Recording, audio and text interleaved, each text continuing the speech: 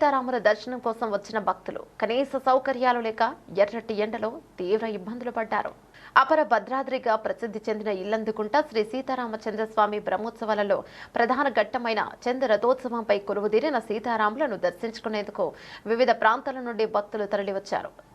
గతంలో కంటే కూడా భక్తులు అధిక సంఖ్యలో తరలిరావడంతో దేవాలయ కమిటీతో పాటు అధికారులు కూడా తగిన ఏర్పాట్లు చేయకపోవడం వల్ల ఎర్రటి ఎండలో భక్తుల దర్శనం కోసం క్యూ లైన్లో నిలబడ్డారు.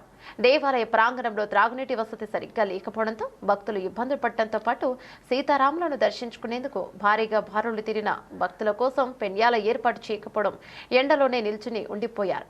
క్యూ లైన్ల వద్ద సైతం సరైన ఏర్పాట్లు లేవని అధికారులు భక్తులకు వసతులు ఏర్పాటు చేయడంలో విఫలమయ్యారని పలువురు పేర్కొన్నారు. ఈ సందర్భంగా ఆలయ ఈవో సుధాకర్ మాట్లాడుతూ గతంలో కంటే ఎక్కువ సంఖ్యలో భక్తులు తరలిరావడంతో సమస్య ఏర్పడిందని, తిరిగి ఇలాంటి సమస్య ఏర్పడకుండా అన్ని రకాల చర్యలను తీసుకుంటామని తెలిపారు.